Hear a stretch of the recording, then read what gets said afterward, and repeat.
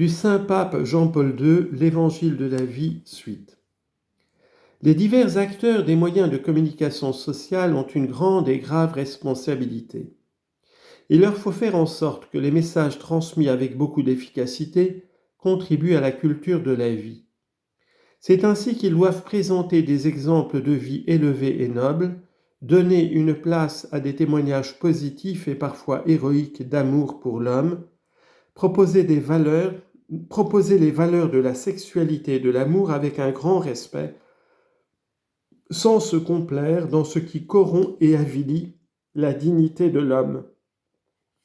Dans la lecture de la réalité, ils doivent refuser de mettre en relief ce qui peut suggérer ou aggraver des sentiments ou des attitudes d'indifférence, de mépris ou de refus envers la vie, tout en restant scrupuleusement fidèles à la vérité des faits.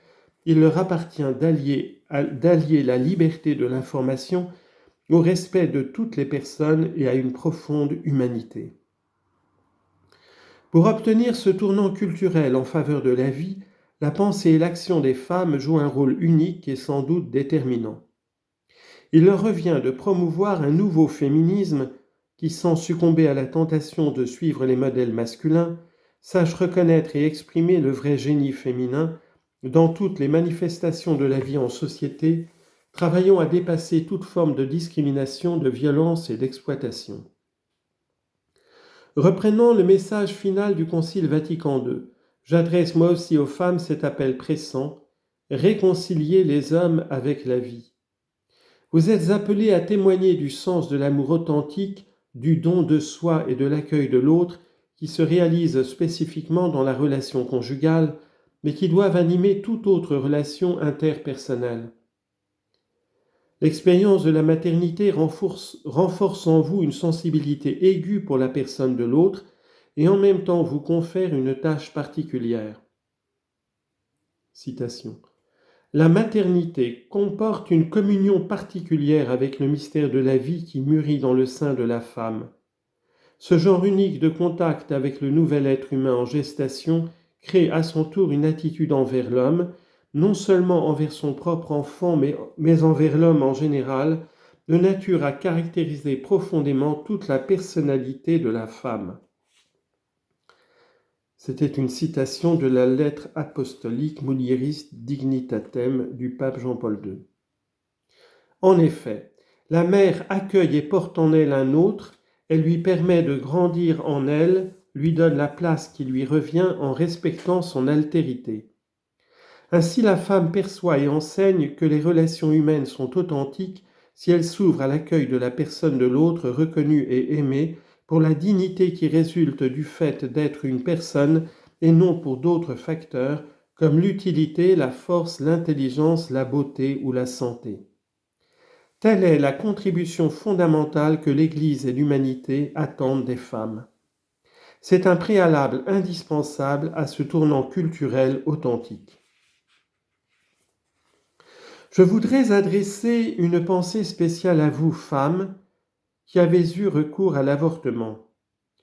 L'Église sait combien de conditionnements ont pu peser sur votre décision, et elle ne doute pas que dans bien des cas, cette décision a été douloureuse et même dramatique. Il est probable que la blessure de votre âme n'est pas encore refermée. En réalité, ce qui s'est produit a été et demeure profondément injuste. Mais ne vous laissez pas aller au découragement et ne renoncez pas à l'espérance. Sachez plutôt comprendre ce qui s'est passé et interprétez-le en vérité. Si vous ne l'avez pas encore fait, ouvrez-vous avec humilité et confiance au repentir. Le Père de toute miséricorde vous attend pour vous offrir son pardon et sa paix dans le sacrement de la réconciliation.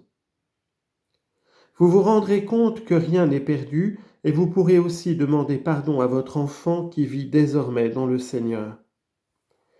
Avec l'aide des conseils et de la présence de personnes amies compétentes, vous pourrez faire partie des défenseurs les plus convaincants du droit de tous à la vie par votre témoignage douloureux. Dans votre engagement pour la vie, éventuellement couronné par la naissance de nouvelles créatures, et exercée par l'accueil et l'attention envers ceux qui ont le plus besoin d'une présence chaleureuse, vous travaillerez à instaurer une nouvelle manière de considérer la vie de l'homme. Dans ce grand effort pour une nouvelle culture de la vie, nous sommes soutenus et animés par l'assurance de savoir que l'évangile de la vie, comme le royaume de Dieu, grandit et donne des fruits en abondance. Marc chapitre 4, versets 26 à 29. Certes, la disproportion est énorme entre les moyens considérables et puissants dont sont dotées les forces qui travaillent pour la culture de la mort, et les moyens dont disposent les promoteurs d'une culture de la vie et de l'amour. Mais nous savons pouvoir compter sur l'aide de Dieu à qui rien n'est impossible. Matthieu chapitre 19, verset 26.